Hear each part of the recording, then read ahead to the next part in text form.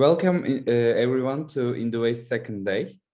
Now, Thomas Shiva will be with us. He is the Digital Realm Entertainment CEO, and he will talk about potential market opportunities in the rising African game industry and the culture diversification it brings to the Western stories. So I'm now inviting him to join us.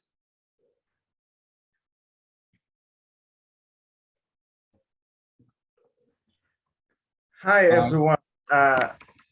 Thank you, Seda, for introducing me. And I'm Thomas Shiva from Digital Realm Entertainment. It's an indie development studio in Kigali.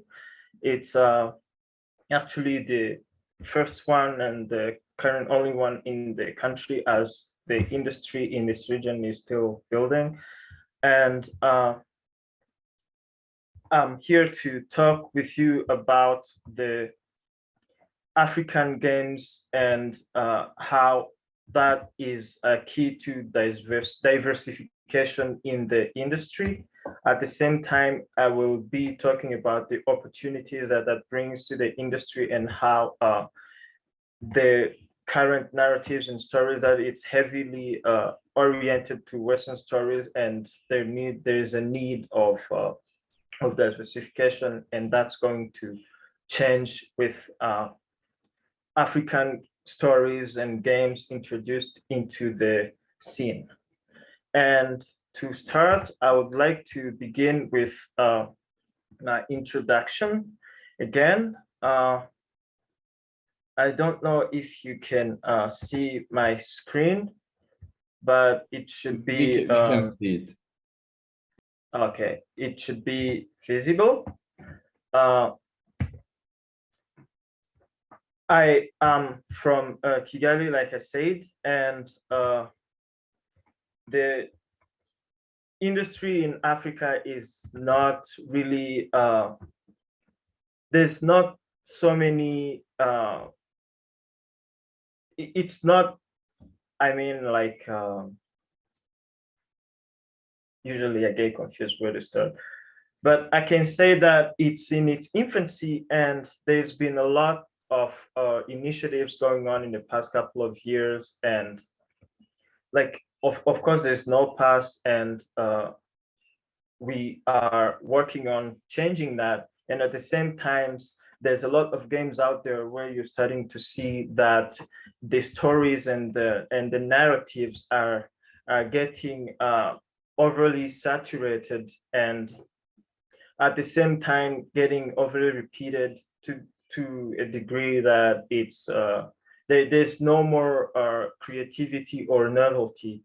And at the same time, every game is literally similar to the previous one, and you can easily predict what the next one is going to look like. And at our current initiatives, like I said, in the past, there's really no African gaming industry ecosystem, non-existent, and at least you could have a few players every here and there, somewhere in Nigeria,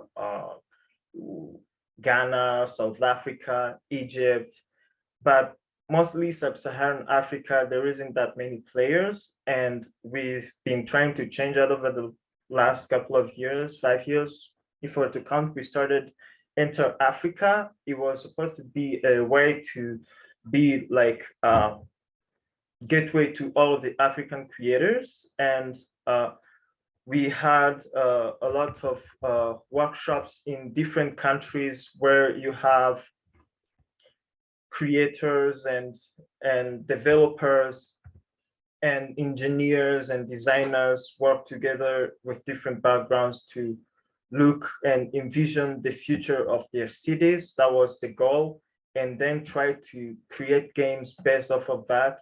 And it was around 15 countries. And the result was 15 games that were based on several different things, different cultures about each country. So it was much really diverse. And the result of those 15 games at the same time was, again, a really mega game where you have African legend, culture, and the aspect of borderlessness and multiculturalism into games. And the reason I'm talking about this is because when you look at some of the games, the way some cultures are perceived, there could be some misconceptions or misrepresentation of some cultures, depending on the developers or the culture inclusion in the development team, where you could have maybe people who have never been to Africa or any other country for that matter, trying to make a game about that culture. And that's it's been happening in some games where there's some misconception or misrepresentations for some cultures. But recently it's been more open, like diversification. If you look at games like Forza Horizon, you see like they went to Mexico and they talked to the people there. And at the same time, the game was morely culture inclusive. And that's what we want to bring to the games industry, because you look at all of the games, all of the stories that they're there to tell, it's there's nothing that talks about African culture or promoting African culture or bringing African culture and African stories to those games. And that's what we are trying to do with the initiative for creating African stories and in games and created by Africans themselves.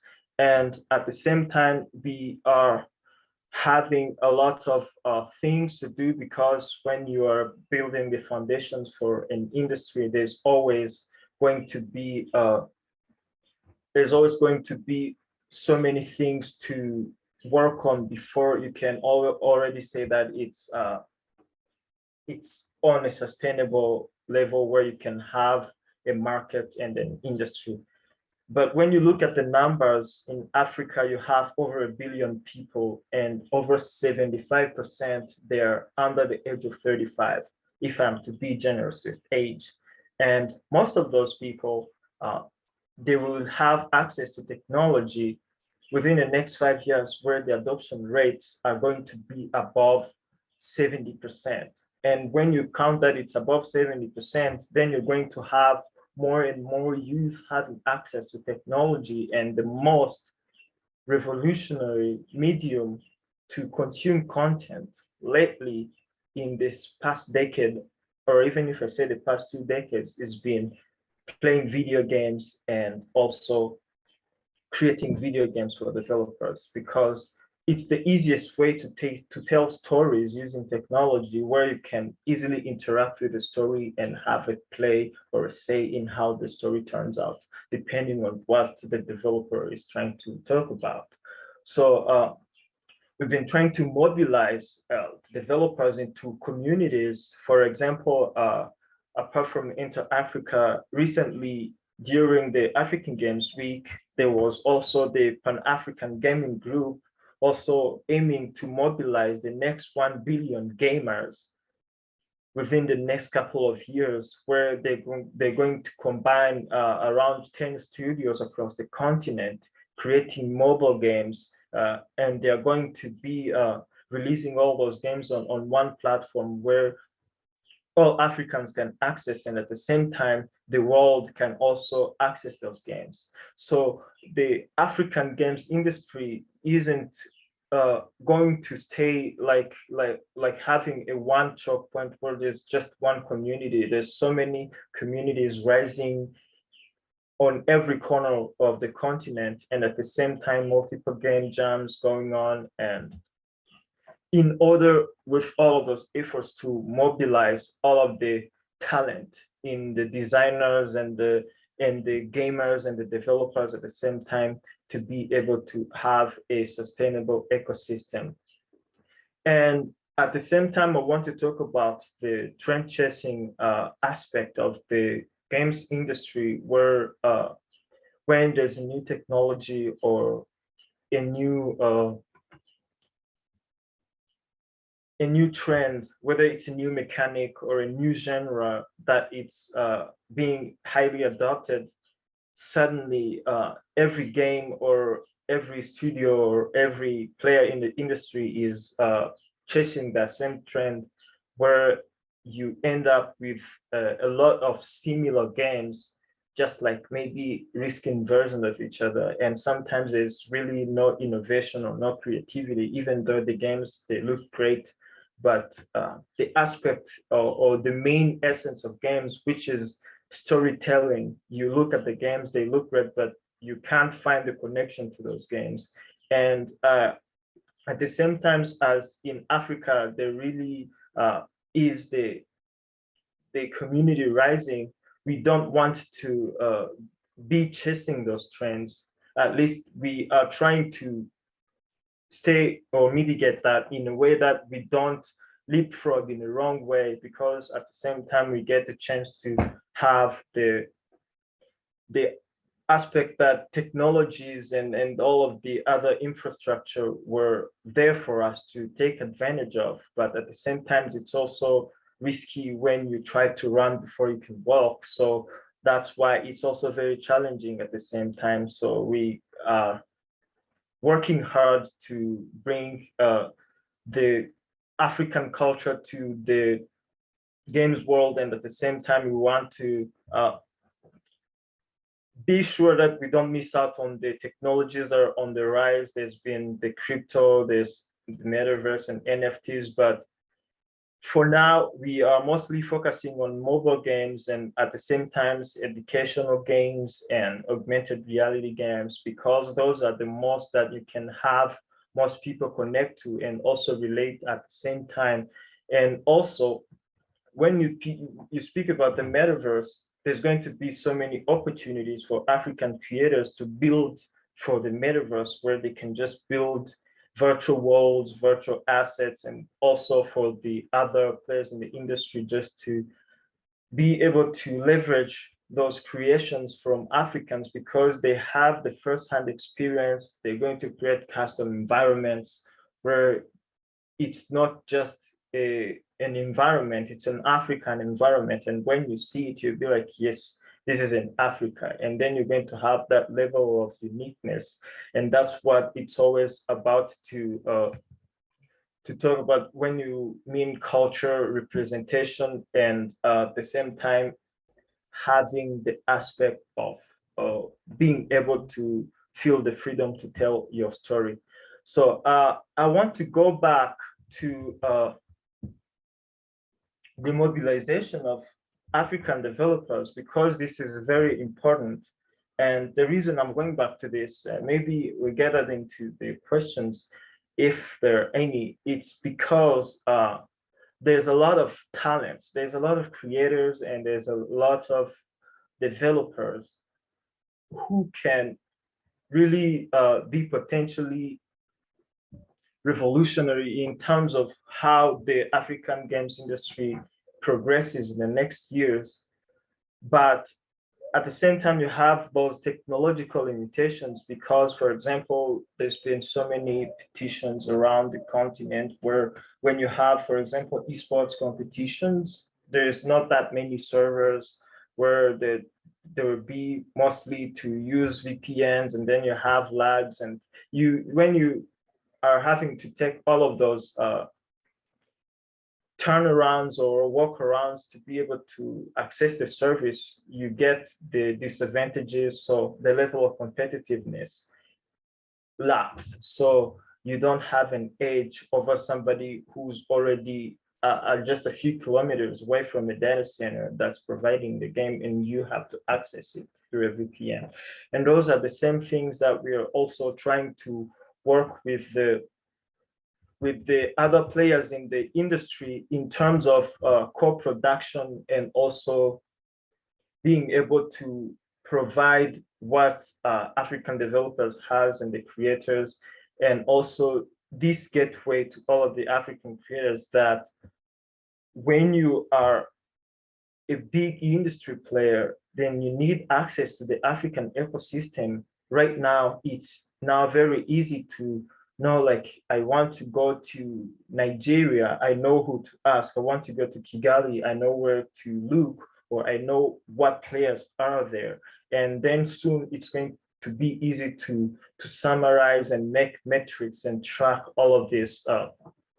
data about the African ecosystem so that it's going to be easy to see what kind of market that is there. Because, for example, I was asked during the previous games bit it was somebody from Epic, they asked about if actually was a question that was asked why they don't invest in the African ecosystem.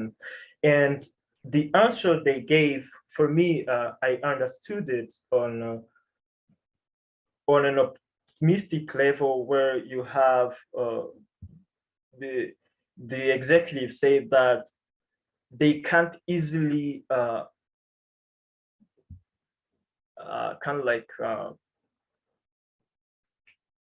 figure out the size of the market on a consistent or constant level so that it could be monetized in a way where you could say, when we release a game in this region, we're going to sell copies, or if it's a game or if it's an engaging community, you're going to have a group of gamers that are going to be able to always engage in certain games or gaming communities or esports competitions in such a way that it could be say that it's a thriving market and community ecosystem.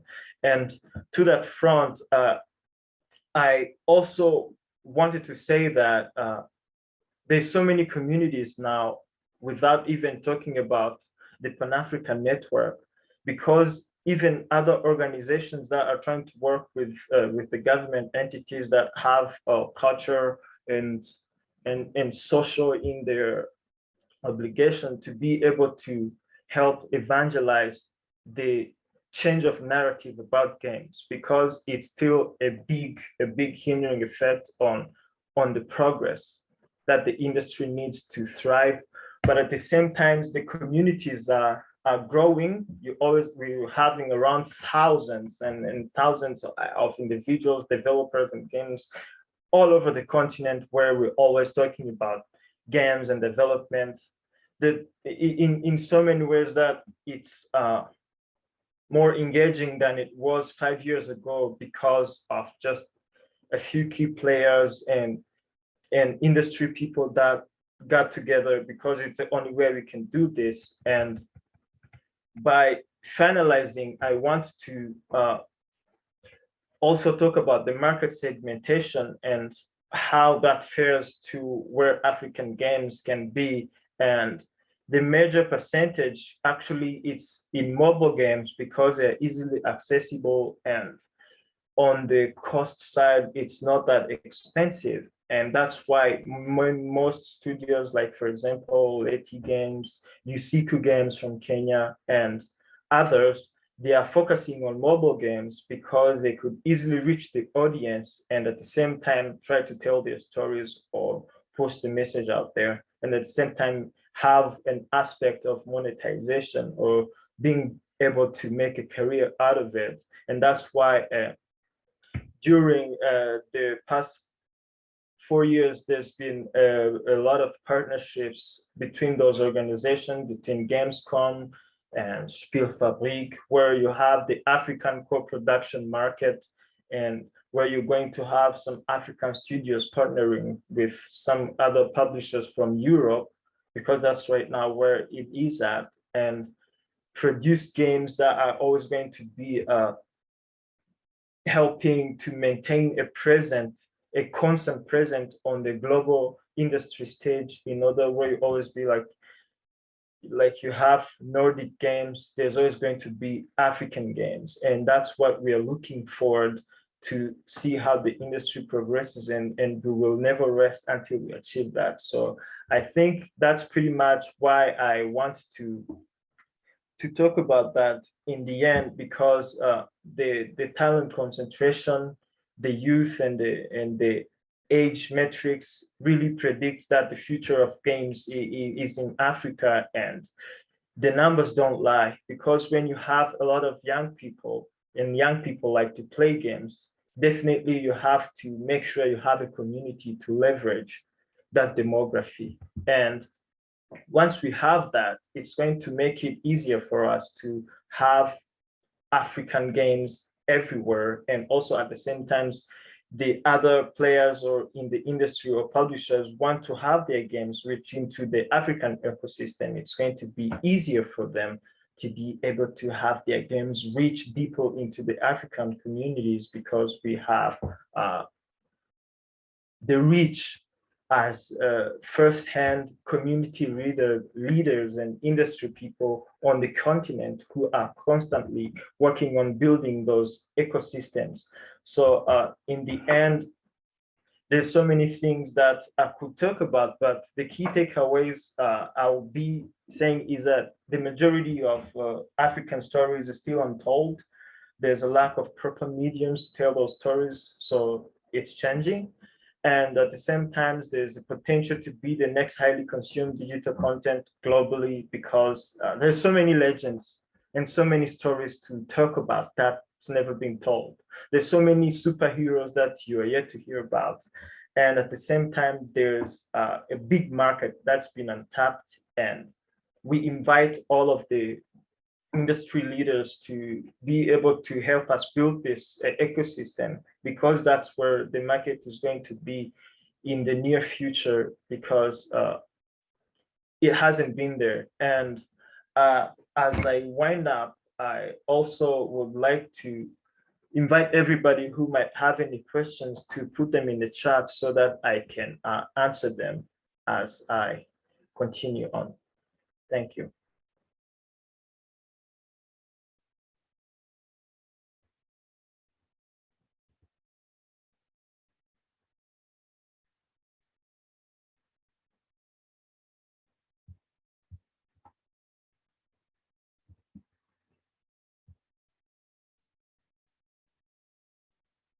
So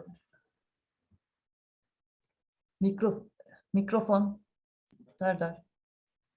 Sorry, I forgot my microphone unmuted. We don't have any questions now. So if you want to add anything else, if you want to talk about some other topics, you can. We still have 20 minutes of time. So I would like to talk about our upcoming game. Actually, it's still under the wraps. We haven't revealed it yet, but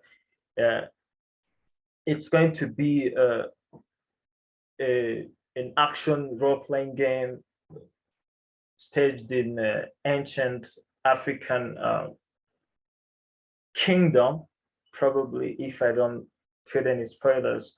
But we have put together an interesting group of individuals trying to build this game in a way that it's obviously going to look like an African game, and at the same time going to be on a level of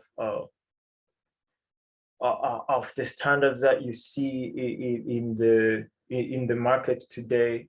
I'm not going to say that it's going to be millions of dollars kind of budget game, but it's going to be a decent game that is able to have the freedom to tell its story to its audience. And we will be revealing more about it in the coming days, coming weeks, I mean. And I think that's pretty much it. And it would be great if we had some questions, because then I could have a point of reference. That if there aren't any questions from any of the people we have in the audience, I guess maybe you can ask me anything. Yes, of course.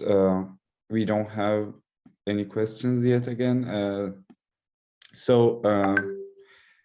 What are the most popular countries in Africa getting like much interest from? Like, are there any popular countries in Africa getting interest from foreign game companies?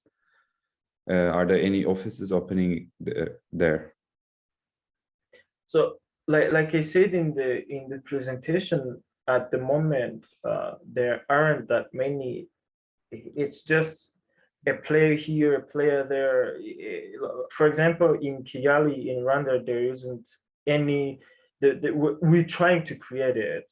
There's no developer community. There's no gaming community that you can say that it is mobilized in a way that you can say it's an ecosystem that you can have thrive on the global stage and be competitive with the rest of the competition. When you look at the way the industry of games is competitive, but you could have, for example, my indie development studio in Kigali, the one I started 3 years ago, Digital Realm Entertainment, is currently the only one on that kind of category. And you could also have, there's some other players, like we have dope apps, but at the same time they're trying to familiarize and also converge and get into games, because that's the only way you're going to have an ecosystem. That's when you have people in it. And there's also another one actually in Kenya, Usiku Games, and I think they've been also quite active lately. They have a great founder, Jay. I was recently watching his speak during GDC. Actually, was it yesterday, maybe 2 days ago, and he's also been very, very active on to trying to preach that the games market is going to be very, very interesting on the African continent, and that's where it starts. But when you speak about sub-Saharan Africa, there aren't really that many that you can really see on the global stage, like we doing these initiatives to trying to bring it up. And at the same time, we have the Inter-Africa organization, which is actually the biggest one on the continent. Like I said, we have around 16 countries now, and we have teams in each country where you have them trying to mobilize communities everywhere. We have teams from East to the West Africa, and now some countries like Tunisia have been asking to join. And we have also the biggest partnership with the Global Game Jam, where we arrange game jams all over the continent every year. For example, some of our partners, like teammates and also collaborators, for example, from Namibia, there wasn't also that many players, but there's been a lot of efforts there. For example, they have Tura Life Entertainment. It's been really, really working hard to nationalize and to mobilize the gaming industry in Namibia. And now they got the opportunity to also talk about during the GDC, and it's going also to bring always more attention. You also have other players like Leti Games in the West Africa, in Nigeria. There's so many players. There's not that many, but when you put it as a continent together, then you're going to have a couple of players. But in terms of big market, unless I might say maybe Ubisoft has an office in Casablanca, but I don't think there are that many. But as the years come and go, that's going to change fast, because we are currently working really hard, and at the same time we have to deal with the fact that it's not cheap and it's not easy to do. So that's why we always invite the industry leaders, the investors, to come to the African market and see the hard work that we're doing. Yeah. We have a few questions right now. Do African governments have support the game development? Do they have funding for supporting game development? I can't say that. I don't have the proper information to dignify that with the response, but at the same time, I cannot rule it out, because we have to make it seem feasible for something they're willing to invest in. We need to have a community that is thriving. We need to have a product that seems feasible to the government to say we need to invest in this. But at the same time, when we're mobilizing this fast, this quick, and we're reaching this deep into the industry, we're going to generate a buzz that it's going to help us build that image to the government, so that African governments are going to be able to give a helping hand to boost us to the next stage. But at the same time, it's not easy, because African African governments, or in terms of like markets or economies, there's always so many other challenges to deal with. So if games have something that they're solving that the community needs, I think the governments are going to be willing to do so, because there's so many other non-governmental organizations that are willing to do that, but still they can only do so much. So it's still a gray area, because there's not that many information, but at the same time, we keep raising awareness and trying to make the games industry, or in general, the interactive entertainment market, as something that can be a career, something you can make a career of, even in Africa.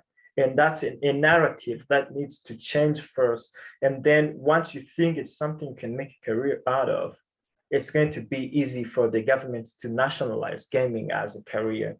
Then you're going to have schools, you're going to have scholarships, you're going to have so many things that makes the community thrive. Yeah. Which platform is more popular in Africa, both on development and gaming side?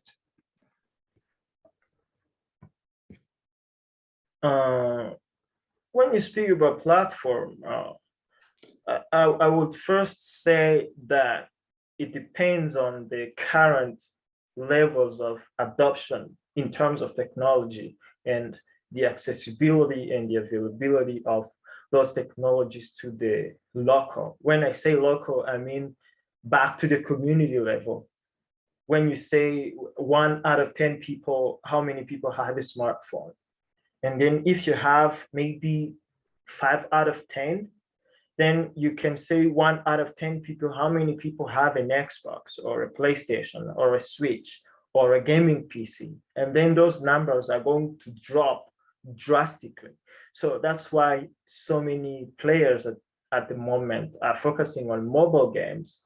And because mobile games is developing on such a high rate, so that it makes it easier to develop for those platforms in Africa. But it doesn't mean that because you want to reach the African market, of course, mobile is going to be the easier to access market.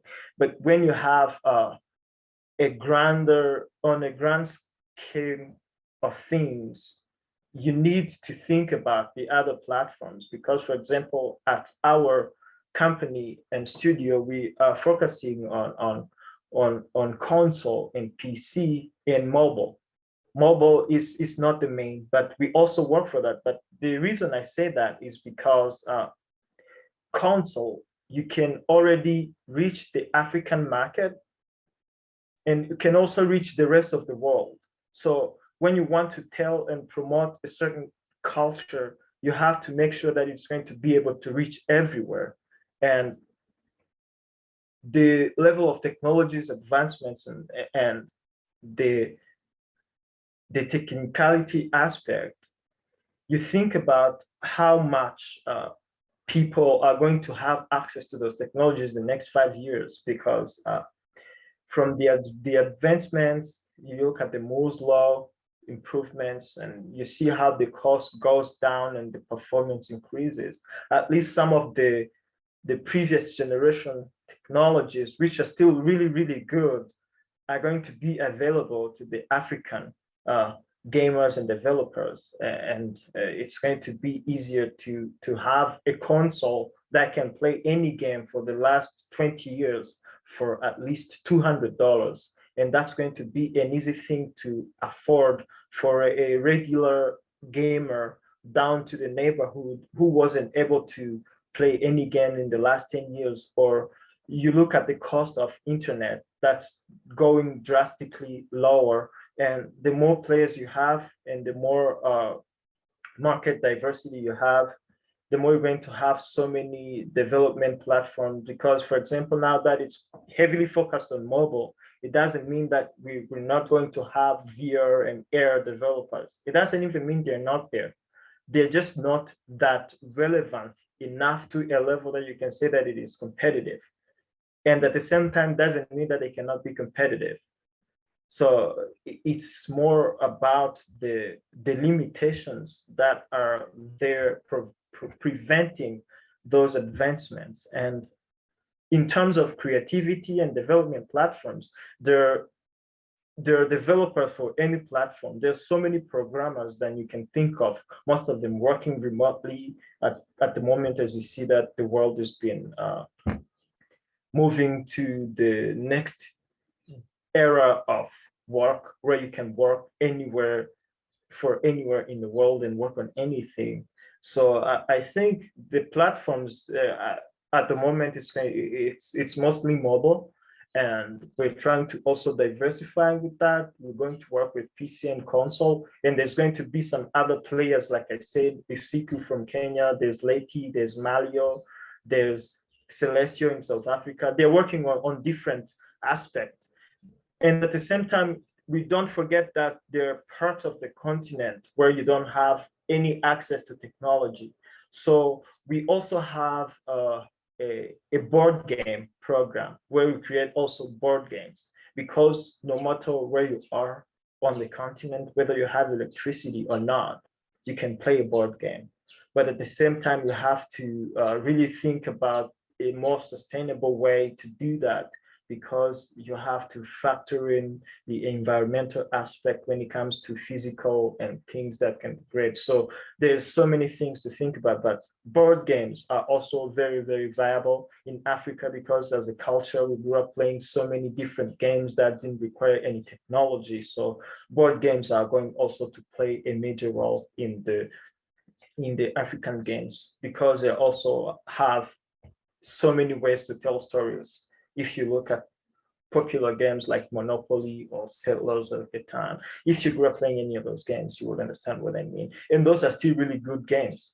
So I think there's going to be a platform diversification, but at the moment, it's not on that level yet.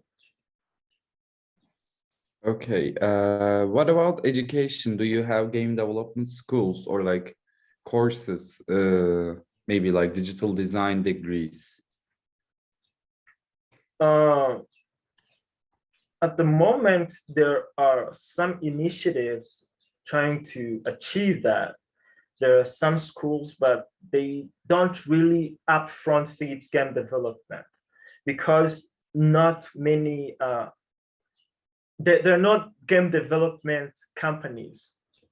And that's the reason. You don't have game development companies, you're not going to have any sort of or type of career development centers for such a line of work. So as long as there's demand for game developers on the African continent itself, then there's going to be the need to have a way to produce those developers. At the same time, there's some institutions, for example, in Kigali, there's the Digital Transformation Center. And at the same time, there's been GIZ has been really, really heavily active in developing the entertainment sector, but still not specifically game development. But we are building actually a platform that's going to be able to try to solve that. But we are still at least a year away from fruition, because we are still at the moment building the infrastructure and localizing and raising a bunch of money to be able to make it happen. But once the platform is ready, is also going to have a repository where you have all of the creators. It's part of the Inter-Africa organization that's going to be under that umbrella in terms of continental mobilization, where you have the creators have this platform, like you would have the Epic Games Store, or ArtStation, where you have this large library. Actually, it's not online yet because we haven't disclosed it yet.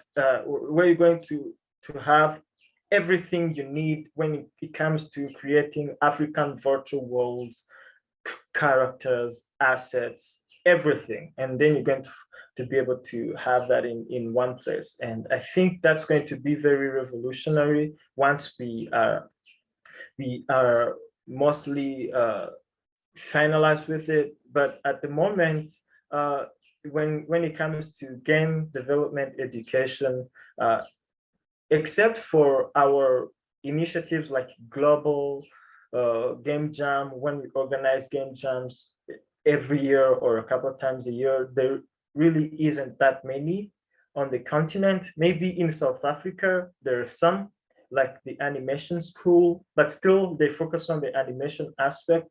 You don't have really that niche that says we teach game development. It's not really specific because it's not really a career yet. I can say I've been in the game development, but mostly I never really had any paying job that was from Africa. Not really. Not until I started my own studio and trying to run it as a company and trying to hire local talent at the moment when we reach a sustainable level to make it as a business, even though I'm working on it full time, though it's not there. So it's like you can't have majors in universities when you don't have that market sector for jobs in the economy. So that's why the challenge is there, and we're trying to change that. That's why you always need the basics and the fundamentals for a market and ecosystem to be able to thrive and develop. With pandemic, many developers found remote job. Isn't that was an option for you? Like, Excuse me? With pandemic, everybody, like many developers found remote jobs. Did you research on that topic? Like, did you try to get a remote job from another country outside of Africa, maybe? Actually, for me, the pandemic has been more of a reset button on how I see how I see life and how I envision the things I want to do in the future, because all of a sudden everything collapsed and I lost my job and you lose everything and everything just, you know, I mean, everybody has experienced it in different ways. And for me, I also took it as an opportunity to really push on the things that I'm really passionate about. And I didn't try to look for a job because I already lost the one I had. So I focused on creating one. So that's why I focus full time on my startup and trying to scale it to a point where I don't have to worry about the job. And maybe at the same time, because that's my goal, it's going to be able to create jobs for many other developers in the country just as myself, and they can make a career out of it. And that's been my goal. And at the same time, in the pandemic, I think people who are savvy enough to look for those kind of opportunities, I'm sure they did find something. If they knew where to look or who to ask, they probably really came up with something. But at the same time, it could have been also the worst nightmare for somebody who isn't really prepared for a digital life. You know, the digital skills, it's still something that's more like a niche, and that's funny when you think about it, but it is like that, because you could easily have somebody who can't even know that there's Windows 11, for example, and they use a computer every day. So there's still a lot. Some people, they're not that curious or not motivated enough to be curious about finding the latest technologies or trying to see where the world is at, what technologies are currently shaping the world. And the pandemic, if some people didn't have enough endurance to punch through it, they got crushed. and so many of us were nearly crashed. So I can say it hasn't been that easy. And for me, I didn't really look for remote jobs. I focused on building ones, and that's what I'm still focusing on right now. And yeah, I'm getting by, and it's not that bad after all. So yeah, it's just hard to fully commit and start. Thanks a lot, Thomas, for joining us today. Thanks for sharing your experiences with us. My pleasure. Anytime. It's always a pleasure to be able to share experience with fellow developers and industry people. So yeah, it's also an opportunity for us to let people know that there's that Africa is there. The African developers and the industry is not just, you look at everything. There's, when you look at market metrics, and then Africa is dark. Now we are here, and we're working hard, and yeah, we will be making some noise in the coming years. And I'm very glad, and thank you for having me. Yeah, thank you for joining again. Goodbye.